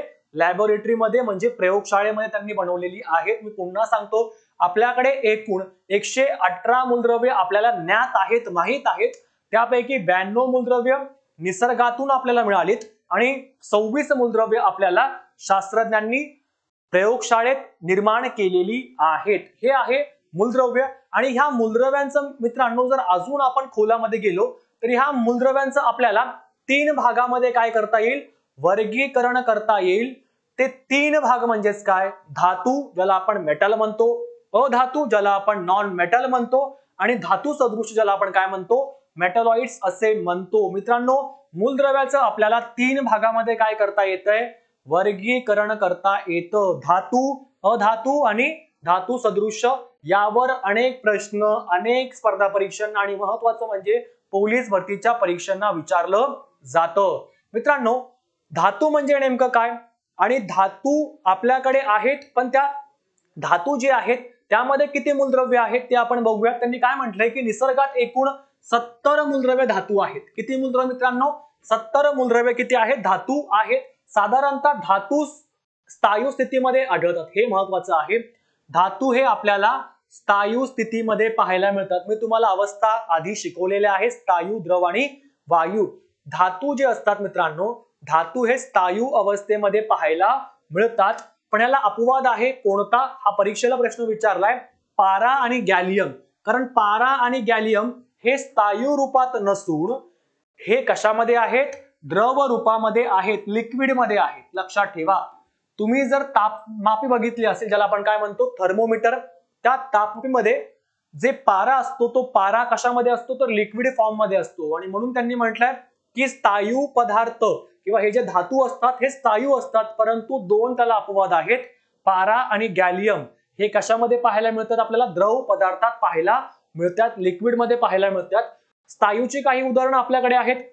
लोह, ज्याला लोखंड म्हणतो, शिसे आहे, जस्त, झिंक, तांबे, चांदी, सोने, किंवा अजून जेवढे काही धातू आहेत ते सर्व धातू आपल्या ह्या कन्सेप्ट मध्ये मोडणार आहेत. आपल्या धातू ह्याच्यामध्ये येणार. एकूण 70 मूलद्रव्य. लक्षात ठेवा, किती? एकूण 70 मूलद्रव्य ही काय आहेत? धातू आहेत. त्यानंतर बघूयात अधातू म्हणजेच काय. मित्रांनो, अधातू म्हणजेच काय तर नेहमी लक्षात ठेवा, ही जी अधातू असतात ही अधातू महत्वाची भूमिका बजावतात. निसर्गात एकूण 22 मूलद्रव्य काय आहेत मित्रांनो? अधातू आहेत. लक्षात ठेवा, किती आहेत? एकूण 22 मूलद्रव्य काय आहेत मित्रांनो? अधातू आहेत. आणि महत्वाचं म्हणजे अधातू हे काही स्थायू पण आहेत, लक्षात ठेवा, काही द्रव पण आहेत आणि काही वायू पण आहेत. हे तिन्ही अवस्थेमध्ये पाहायला मिळतात. लक्षात ठेवा, अधातू हे आपल्याला स्थायू, द्रव आणि वायू या तिन्ही अवस्थेमध्ये पाहायला मिळतात. त्यामुळे हे महत्वाचं आहे. जर तुम्ही या साईडला पाहायला गेलं तर आपल्याकडे काय? हिरा आहे. हिरा हा काय आहे? जरी चमकत असला तरी तो काय आहे मित्रांनो? अधातू आहे. मग आपल्याला बघायचे की धातूचे गुणधर्म काय, अधातूचे गुणधर्म काय आणि आपल्या धातू सदृशाचे गुणधर्म काय असणार आहेत. धातूचे गुणधर्म जर आपण पाहायला गेलं तर यामध्ये धातू तुम्हाला काय पाहायला मिळतोय? चमकतोय. त्यानंतर धातू हा काय आहे? विजेचा सुवाहक आहे, उष्णतेचा सुवाहक आहे, त्याचा आवाज देखील आपल्याला पाहायला मिळतोय. अनेक सारे गुणधर्म आहेत. ते देखील आपण जेव्हा धातू, अधातू आणि धातू सदृश्य या सगळ्या गोष्टी ज्यावेळेस आपण बघणार आहोत त्या लेक्चर मध्ये मी तुम्हाला सगळं सांगणार आहे. धातूचे गुणधर्म काय आहेत, अधातूचे गुणधर्म काय आहेत. चला, तुर्तास फक्त एवढं लक्षात ठेवा की निसर्गामध्ये एकूण 22 मूलद्रव्य आहेत, जे की काय आहेत? अधातू आहेत. आणि धातू हे तिन्ही अवस्थेमध्ये पाहायला मिळतात, स्थायू, द्रव आणि वायू. जसं की बघा, कार्बन आहे आपल्याकडे, हायड्रोजन आहे, ऑक्सिजन आहे. कार्बन कशामध्ये असतो तर कोळशामध्ये असतो आणि हिऱ्यामध्ये देखील असतो. आणि महत्वाचं म्हणजे हायड्रोजन कशामध्ये, कोणत्या अवस्थेमध्ये आहे? वायू अवस्थेमध्ये आहे. म्हणून मी म्हटलं की अधातू हे स्थायू, द्रव आणि वायू ह्या तिन्ही अवस्थेमध्ये पाहायला मिळतात. त्यानंतर आपल्याला बघायचंय धातू सदृश्य म्हणजेच काय. हा एक नवीन असा कन्सेप्ट आहे, संकल्पना आहे. जर तुम्ही इथे पाहिलं, इकडे एक चित्र आहे, हे चित्र आहे मित्रांनो सिलिकॉनचं. सिलिकॉन जर आपण पाहायला गेलं तर सिलिकॉन हा धातू आणि अधातू पासून बनलेला आहे. मग सिलिकॉनची जर आपण नीट विचार केला तर धातू सदृश्य म्हणजेच काय, तर धातू आणि अधातू पासून जो पदार्थ तयार होणार आहे, लक्षात ठेवा, धातू आणि अधातू यांच्या मिश्रणातून जो पदार्थ तयार होणार आहे त्याला आपण काय म्हणणार आहोत, धातू सदृश्य म्हणजेच काय, मेटॅलॉइड्स आपण त्याला म्हणणार आहोत. मी पुन्हा सांगतो मित्रांनो, कारण की हा कन्सेप्ट अनेक लोकांना कळत नाही. आपल्याकडे आपण धातू घेतला, आपल्याकडे आपण अधातू घेतला आणि या दोघांपासून आपण काय केलं, एक नवीन पदार्थ बनवला ज्याला आपण काय नाव दिलेलं आहे, धातू सदृश्य असं नाव दिलेलं आहे. उदाहरणार्थ आपल्याकडे आहे बोरॉन, सिलिकॉन, आर्सेनिक आणि सेलेनियम. लक्षात ठेवा काय काय आपल्याकडे, बघा इकडे मी तुम्हाला दाखवण्याचा प्रयत्न केलाय. सिलिकॉन आपल्याकडे आहे, बोरॉन आपल्याकडे आहे, अँटीमनी आपल्याकडे आहे आणि जर्मेनियम आपल्याकडे आहे. हे सगळे काय आहेत मित्रांनो, हे सगळे धातू सदृश्य मूलद्रव्य आहेत. म्हणजेच काय, ज्याच्यामध्ये धातू पण आहे आणि याच्यामध्ये काय असतं मित्रांनो, धातूचे आणि अधातू दोघांचे काय असतात, गुणधर्म असतात. ओके, हे नेहमी लक्षात ठेवा. धातू आणि अधातू या दोघांचे गुणधर्म ज्या पदार्थामध्ये असणार आहे त्याला आपण काय नाव दिलेलं आहे, धातू सदृश्य नाव दिलेलं आहे. बघा ना, सिलिकॉन हा चमकतोय. आता चमकण्याचा गुणधर्म कोणाचा आहे, धातूचा आहे. ओके, परंतु मित्रांनो त्यांनी असं म्हटलेलं आहे की जरी हा चमकत असला तरी हा काय आहे, आपला एक प्रकारचा धातू सदृश्य आहे. कारण याच्यामध्ये काय आहे, सिलिकॉन मध्ये धातू आणि अधातू या दोघांचेही गुणधर्म आहेत, म्हणून त्याला आपण काय नाव दिलेलं आहे, धातू सदृश्य असे नाव दिलेलं आहे. मग त्यामध्ये बोरॉन असेल, अँटीमनी असेल, जर्मेनियम असेल, असे खूप सारे घटक याच्यामध्ये येत आहेत. त्यानंतर आपण बघणार आहोत संयुगे. आता ही संयुगे म्हणजे नेमकी काय असणार आहेत मित्रांनो, बघूयात आपण. ज्याला आपण काय म्हटलेलं आहे, कंपाऊंड्स. ह्याचं अतिशय सोप्या भाषेत सांगायचं झालं तर संयुगे म्हणजेच काय मित्रांनो, संयुगे एक प्रकारे आपल्याला एखाद्या फिक्स प्रमाणात पाहायला मिळतात. उदाहरणार्थ आपल्याकडे पाणी आहे. ओके, जर आपण पाहायला गेलं तर पाणी जे आहे, हे पाणी जे आहे या पाण्याचं रेणूसूत्र काय आहे आपल्याकडे, H2O. म्हणजे जर मला पाणी बनवायचं असेल मित्रांनो तर मला हायड्रोजनचे 2 अणू आणि ऑक्सिजनचा एकच अणू घ्यावा लागेल, त्याशिवाय पाणी बनणार नाही. म्हणजेच काय, संयुगे म्हणजेच काय की जी काही पदार्थ आहेत, ही पदार्थ किंवा मूलद्रव्य, ही जी मूलद्रव्य आहेत, ही मूलद्रव्य घेताना ही जी मूलद्रव्य आहेत, ही मूलद्रव्य आपल्याला प्रमाणात घ्यावी लागतात. लक्षात ठेवा, मूलद्रव्य आपल्याला ती प्रमाणातच घ्यावी लागतात. जर आपण याचं प्रमाण बदललं तर मात्र जो पदार्थ आपल्याला पाहिजे तो मिळणार नाही. त्यामुळे संयुगांमध्ये मूलद्रव्यांचं प्रमाण हे काय असतं मित्रांनो, फिक्स असतं, निश्चित असतं. लक्षात ठेवा, प्रमाण काय असतं, निश्चित असतं, फिक्स असतं. मूलद्रव्याचं प्रमाण काय असतं, निश्चित असतं. कशामध्ये, संयुगामध्ये. म्हणून आपण काय म्हटलेलं आहे, पाणी हे काय आहे, संयुग आहे. कारण पाणी बनवण्यासाठी मला हायड्रोजनचे 2 अणू आणि ऑक्सिजनचा 1 अणू घ्यावा लागेल, जेणेकरून माझं काय बनणार आहे, पाणी बनणार आहे. त्यानंतर मित्रांनो संयुगाचे जे गुणधर्म आहे हे त्याच्यात असलेल्या मूलद्रव्यापेक्षा वेगळे असतात. म्हणजे हायड्रोजनचा गुणधर्म बघितला तर हायड्रोजन काय आहे मित्रांनो, एक आपला स्थायू, आपण असं म्हणू शकतो की हायड्रोजन आपला वायू आहे, ऑक्सिजन देखील आपला काय आहे, वायू आहे. आणि या दोघांचेही गुणधर्म मित्रांनो काय आहेत, वेगळे आहेत. आणि या दोघांचेही गुणधर्म वेगळे असल्यानंतर हे गुणधर्म, या दोघांचे गुणधर्म ह्या पाण्याला लागू पडत नाहीत. म्हणून त्यांनी काय म्हटलंय, संयुगाचे गुणधर्म हे त्याच्यात असलेल्या मूलद्रव्याच्या गुणधर्मापेक्षा काय असतात, वेगळे असतात. या दोघांमध्ये जे गुणधर्म आहेत ते याच्यामध्ये आपल्याला पाहायला मिळणार नाहीत. म्हणून त्यांनी तो शब्द तिकडे वापरलेला आहे. त्यामुळे ही गोष्ट तुम्ही लक्षात ठेवा. संयुगे म्हणजेच काय की मूलद्रव्याचं प्रमाण तिकडे काय असतं, निश्चित केलेलं असतं. त्याच प्रमाणात जर आपण ती गोष्ट घेतली तरच ती गोष्ट तिकडे निर्माण होणार आहे. म्हणजे मला जर पाणी बनवायचं असेल तर मला H+O2 हेच घ्यावं लागणार आहे, तेव्हा जाऊन माझं काय बनणार आहे, पाणी बनणार आहे, अन्यथा पाणी बनणार नाही. त्यानंतर म्हटलंय की कॉमन केमिकल कंपाऊंड देखील आहेत आपल्याकडे. जसं की बघा, ऑक्सिजन पासून आपण काय बनवलेलं आहे, नायट्रोजन ऑक्साईड. हायड्रोजन पासून आपण काय बनवलेलं आहे, पाणी, ज्याला आपण काय म्हणतो, हायड्रॉक्साईड म्हणतो. नायट्रोजन पासून आपण काय बनवलेलं आहे, नायट्रोजन डायऑक्साईड. कार्बन पासून आपण काय बनवलं आहे, कार्बन डायऑक्साईड. म्हणजे ही जी आहेत मित्रांनो, ही जी पदार्थ आहेत ही काय आहेत, निश्चित प्रमाणात आहेत आणि म्हणून यांना आपण काय म्हटलेलं आहे, कंपाऊंड किंवा संयुगे अशी म्हटलेली आहेत. हे खूप महत्वाचं आहे. त्यानंतर आहे संयुगांमध्ये दोन गोष्टी आहे, एक आहे समांगी मिश्रण आणि एक आहे द्रावण. संयुग जी असतात मित्रांनो ती समांगी मिश्रणात असतात. आता समांगी मिश्रण म्हणजेच काय, तर लक्षात ठेवा समांगी मिश्रणाचा अर्थ नेमकं काय होतो. समांगी मिश्रण खूप जास्त महत्वाचं आहे, कारण समांगी मिश्रण म्हणजेच काय, होमोजिनियस मिक्सचर. आणि होमोजिनियस मिक्सचर म्हणजेच काय, तर त्याच्यामध्ये जे घटक असतात ते घटक एकसारख्या प्रमाणात मिसळलेले असतात. घटक जे असतात ते एकसारख्या प्रमाणात मिसळलेले असतात. घटक एकसारख्या प्रमाणात मिसळलेले असतात, हे लक्षात ठेवा. उदाहरणार्थ काय, मी असं म्हटलं की आपल्याकडे जर आपण समांगी मिश्रण घेतलं तर आपण काय घेतलं, साखर आणि पाणी. साखर आणि पाणी हे काय आहे मित्रांनो, समांगी मिश्रण आहे. म्हणजे साखरेमध्ये पाणी पूर्णपणे काय होणार आहे, मिसळणार आहे. एकमेकांमध्ये ते पूर्णपणे मिसळताना आपल्याला पाहायला मिळणार आहे. त्यामुळे साखर आणि पाणी हे काय असणार आहे, समांगी मिश्रण असणार आहे. म्हणजे साखर आपल्याला दिसणार नाही, हे खूप महत्वाचं आहे. मग आता त्यांनी विचारलंय की ह्याच्यामध्ये दोन घटक आहेत, एक असतं द्रावक आणि एक असतं मित्रांनो द्राव्य. आता द्रावक आणि द्राव्यापासून काय बनतो, तर द्रावण बनतं, ज्याला आपण सोल्युशन म्हणतो. ओके, द्रावक म्हणजेच काय, ज्याचं प्रमाण जास्त असणार आहे. उदाहरणार्थ साखर पाणी यामध्ये आपण काय घेणार आहे, पाणी जास्त घेणार आहे, त्यामुळे पाणी हे काय असणार आहे, द्रावक असणार आहे. तर साखर आपण थोडीच घेणार ना, त्यामुळे साखर हे आपलं काय असणार आहे, द्राव्य असणार आहे. आणि या दोघांपासून जे द्रावण बनणार आहे, ज्याला आपण काय म्हणतो, साखर पाणी म्हणतो. आणि म्हणूनच त्यांनी तिकडे दिलेलं आहे.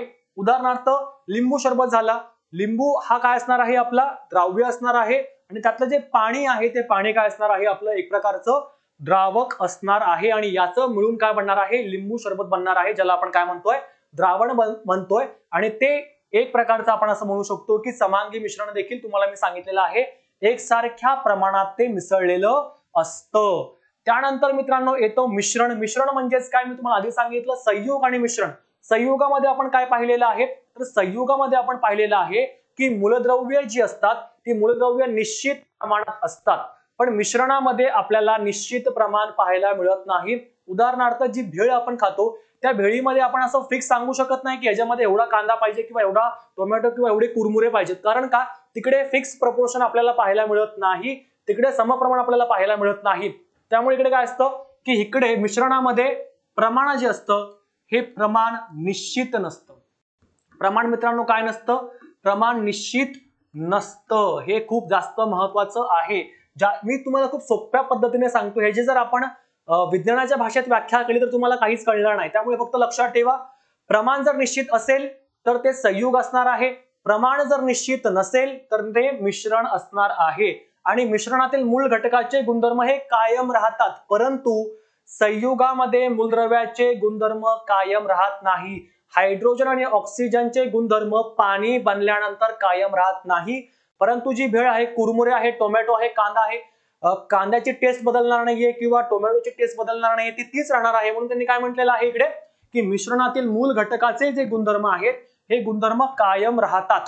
आणि याच्यामध्ये आपण काय म्हटलेलं आहे, लिंबू सरबतचं पाणी आहे, लिंबू आणि साखर आहे, या सर्वांची मूळ चव ओके आपल्याला इकडे पाहायला मिळते. हे नेहमी महत्वाचं आहे. त्यामुळे मिश्रणामध्ये या सगळ्या गोष्टी तुम्ही लक्षात ठेवायला हव्यात. त्यानंतर आहे मिश्रण. या मिश्रणामध्ये आपण काय म्हणतोय, विषमांगी मिश्रण, ज्याला आपण काय म्हणतो, हेटेरोजिनियस. ओके, आणि ह्याच्यामध्ये दोन प्रकार आहेत, एक आहे निलंबन आणि एक आहे कलिल, ज्याला तुम्ही सस्पेन्शन आणि कोलाइड देखील म्हणतात. बघूयात नेमकं हे काय आहे. मित्रांनो विषमांगी मिश्रण म्हणजेच काय, की विषमांगी मिश्रणामध्ये जी घटक पदार्थ आहेत ते घटक पदार्थ लक्षात ठेवा, घटक पदार्थ एकसारख्या प्रमाणात नसतात. ओके, एकसारख्या प्रमाणात आपल्याला पाहायला मिळत नाहीत, एकसारख्या प्रमाणात आपल्याला पाहायला मिळत नाहीत. तिकडे आपण काय बघितलं, समांगी मिश्रणामध्ये जे घटक पदार्थ आहेत ते एकसारख्या प्रमाणात तिकडे पूर्णपणे मिसळलेले आहेत. उदाहरणार्थ काय, साखर आणि पाणी हे एकसारखं पूर्णपणे मिसळलेलं आहे, आपल्याला कळत नाहीये.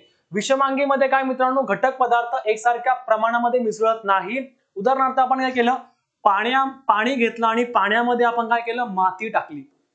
ओके, तर ते एकसारखं मिसळणार आहे का? नाही, अजिबातच नाही होणार आहे. त्यामुळे लक्षात ठेवा, विषमांगी मिश्रणामध्ये घटक पदार्थ हे एकसारख्या प्रमाणात मिसळत नाहीत, कधी मिसळत नाही. त्यानंतर त्यांनी म्हटले की द्रावणाचे काही प्रकार आहेत. हे द्रावणाचे प्रकार नेमके काय आहेत आपण बघूयात. की आपल्याला माहित असलेल्या 3 अवस्थेमध्ये स्थायू, द्रव आणि वायू, द्राव्य आणि द्रावक. मी तुम्हाला सांगितलं द्राव्य म्हणजेच काय, थोडासा पदार्थ असतो आणि द्रावक मध्ये जास्त प्रमाण आपल्याला. उदाहरणार्थ पाणी हे द्रावक आहे आणि त्या पाण्यामध्ये जी साखर आहे ती काय आहे, द्राव्य आहे. मग याचा काही आपण प्रकार पडलेले आहे, ते परीक्षेला विचारले गेले. जसं की बघा, द्रवात जर वायू असेल तर आपण काय म्हणतो, पाण्यातील ऑक्सिजन म्हणतोय. द्रवात जर स्थायू असेल ते काय असणार आहे, पाण्यामध्ये मीठ असणार आहे. स्थायू द्रव असणार आहे त्याला आपण काय म्हणतो, पारद मिश्र, ज्याला आपण सोने आणि पारा, ज्याला अमॅलगम म्हणतात. अमॅलगम विषयी आत्ताच प्रश्न परीक्षेला विचारला गेला होता, ज्याला आपण पारद संमिश्र असे म्हणतो. म्हणजे त्यामध्ये पारा हा मूलभूत घटक असतो. त्यानंतर स्थायू म्हणजेच काय, संमिश्र, ज्याला आपण अॅलॉय म्हणतो, ते पुढे आपल्याला बघायचंच आहे. द्रवात द्रव म्हणजेच काय, पाण्यामध्ये अल्कोहोल आहे. आणि स्थायूत वायू म्हणजेच काय, स्पंज. म्हणजे अशा पद्धतीने तुम्हाला परीक्षेला जोड्या लावायला हा प्रश्न येऊ शकतोय. त्यानंतर मित्रांनो, शुद्ध पदार्थ, ज्याला आपण काय म्हणतो, प्युअर सबस्टन्स. शुद्ध पदार्थ म्हणजेच काय, की शुद्ध पदार्थ म्हणजे केवळ भेसळविरहित पदार्थ नसतो, तर शुद्ध पदार्थ म्हणजेच काय, असा पदार्थ जो भौतिकरित्या वेगळा करता येत नाही. त्याला आपण भौतिकरित्या आपण त्याला वेगळा करूच शकत नाही. यालाच आपण काय म्हणणार आहोत, शुद्ध पदार्थ असे म्हणणार आहोत. आणि महत्वाचं म्हणजे असा पदार्थ ज्याला स्वतःचे काय असतात, गुणधर्म असतात, जो दुसऱ्यांचे गुणधर्म घेत नाही, ज्याला काय असतात, स्वतःचीच प्रॉपर्टी, गुणधर्म असतात, त्यालाच आपण काय म्हणणार आहोत, शुद्ध पदार्थ असे म्हणणार आहोत. त्यानंतर आहे मित्रांनो संमिश्र, ज्यावर अनेक वेळा आयोगाने प्रश्न विचारला गेला आहे. आणि सर्वात महत्वाचं म्हणजे स्टेनलेस स्टील वर विचारलाय, ब्रॉन्झ वर विचारला आहे. त्यानंतर आपलं पितळ आहे त्यावर देखील प्रश्न विचारला आहे. बघूयात नेमकं काय असतं. 2 किंवा त्यापेक्षा जास्त धातू किंवा अधातू ज्यावेळेस एकत्र येतात आणि त्यांचं ज्यावेळेस मिश्रण होतं त्यालाच आपण काय म्हणतो मित्रांनो, संमिश्र. इथे काय होत आहे, 2 धातू किंवा त्यापेक्षा जास्त धातू किंवा अधातू जेव्हा एकत्र येणार आहे, त्यांचं मिश्रण बनणार आहे, त्या मिश्रणालाच आपण काय म्हणणार आहोत, संमिश्र असे म्हणणार आहोत. आणि हा जो प्रकार आहे हा समांगी मिश्रणाचा प्रकार आहे, कारण याच्यामध्ये धातू आणि अधातू हे एकसारख्या प्रमाणात मिसळलेले असतात, मिक्स झालेले असतात, जे की मी तुम्हाला समांगी मिश्रणामध्ये एक्सप्लेन केलेलं होतं. त्यानंतर उदाहरणं खूप महत्वाची आहेत, यावर प्रश्न विचारला गेलाय. त्या अगोदर बघा, इकडे आपल्याला काही नाणी दिसत आहेत. ही जी नाणी आहेत मित्रांनो, पितळाची आहेत, ब्रॉन्झची आहेत. ही जी नाणी आहेत, ही नाणी म्हणजेच काय आहेत, तर आपली संमिश्र आहेत. उदाहरणार्थ आपल्याकडे स्टेनलेस स्टील आहे. ते आता प्रश्न परीक्षेला विचारला होता की स्टेनलेस स्टील मध्ये कोणते घटक असतात. तर लक्षात ठेवा, लोखंड असतं, कार्बन असतं, क्रोमियम असतं, निकेल किंवा कोबाल्ट. लक्षात ठेवा, मी पुन्हा सांगतो काय काय म्हटलेलं आहे यांनी, लोखंड, कार्बन, क्रोमियम, निकेल किंवा कोबाल्ट यापासून काय बनलेलं असतं, आपलं स्टेनलेस स्टील बनलेलं असतं. आणि यामध्ये कार्बनमुळे काय होतो, आपल्याला एक कठीणपणा येतो स्टेनलेस स्टीलला. तुम्ही कधी पाहिलं असेल की आता आपण लोखंडाचे रॉड वापरण्यापेक्षा आपण स्टेनलेस स्टीलचे रॉड वापरतोय, कारण ते खूप जास्त काळ टिकता देखील आहे आणि त्यांची जी कठीणता आहे ती देखील लोखंडापेक्षा खूप भारी आहे किंवा चांगली आहे. कार्बनमुळे कठीणता आणि निकेल आणि क्रोमियममुळे काय होतंय, चकाकीपणा येतोय कशाला, स्टेनलेस स्टीलला. त्यानंतर ब्रास. ब्रास म्हणजे काय, पितळ. आता पितळमध्ये प्रमाण बघूयात आपण मित्रांनो. पितळमध्ये जर आपण नीट बघितलं तर पितळमध्ये आपल्याला झिंकचं प्रमाण किती पाहायला मिळतंय, 20%, ज्याला आपण जस्त म्हणतो, आणि 80% कॉपर. हा प्रश्न परीक्षेला विचारला गेला होता की ब्रासमध्ये किंवा पितळामध्ये प्रमाण कसं आहे. तर लक्षात ठेवा, 20% काय असणार आहे, झिंक, जस्त. 80% काय असणार आहे, कॉपर, तांबे. त्यानंतर त्यांनी असं म्हटलेलं आहे की ब्रॉन्झ मध्ये काय असणार आहे, ब्रॉन्झ विषयी विचारले, ज्याला आपण ब्रॉन्झ पदक देखील म्हणतो, मेडल असतं ब्रॉन्झचं. त्या ब्रॉन्झ मध्ये तांबे आणि कथील असतं. काय असतं, तांबे आणि कथील. हे खूप जास्त महत्वाचं आहे. तांबे आणि कथील असतं कशामध्ये, आपल्या ब्रॉन्झ मध्ये. म्हणजे असे फिरून वगैरे प्रश्न कधी कधी आयोग खूप इझी लेवलला विचारतं, पण तरी देखील मुलांना त्या गोष्टी कळत नाही, कारण त्यांच्या संकल्पना कधीही क्लिअर नसतात. त्यामुळे मी जो नीट गोष्ट सांगितलेली आहे, तुम्ही जर याचा वारंवार नीट अभ्यास केला, याचे जर तुम्ही नीट नोट्स बनवले किंवा अशा सगळ्या पीडीएफ तर मी ह्या सगळ्या तुम्हाला प्रोव्हाइड करणारच आहेत, त्यामुळे ते काही टेन्शन नाहीये. तुम्हाला फक्त नीट अभ्यास करायचा आणि याची वारंवार उजळणी तुम्हाला करायची आहे. मित्रांनो, अशा पद्धतीने जो काही आपला हा महत्वाचा जो सेशन होता रसायनशास्त्रामध्ये आपण काय घेतलेला आहे आज द्रव्याचं पूर्णपणे संकल्पना म्हणजे द्रव्याच्या अवस्थेपासून ते शेवटी ते द्रव्य म्हणजेच काही संमिश्र या संमिश्रापर्यंतचा हा प्रवास पूर्णपणे आपण बघितलेला आहे आणि मला खात्री आहे यावर परीक्षेला 2 ते 3 प्रश्न विचारले जाणार आहेत. त्यामुळे हा व्हिडिओ तुम्ही नीट बघा. ज्या ज्या गोष्टी तुम्हाला वाटतात त्या तुम्ही तिकडे काय करा नोट करून ठेवा. तुम्हाला जर एखाद्या पुस्तकातून ऍडिशनल काही गोष्टी मिळाली तर ते देखील तुम्ही ऍड करा, कारण की अपडेट राहणं हे खूप जास्त आता महत्वाचं आहे. आणि महत्वाचं म्हणजे मित्रांनो, पुढच्या सेशनला आपण धातू असतील अधातू असतील यांचे गुणधर्म बघूयात. मग अणू म्हणजेच काय, रेणू म्हणजे काय हे देखील आपल्याला पुढच्या लेक्चरमध्ये बघायचं आहे. तूर्तास इकडेच थांबतो मित्रांनो. धन्यवाद. जय हिंद.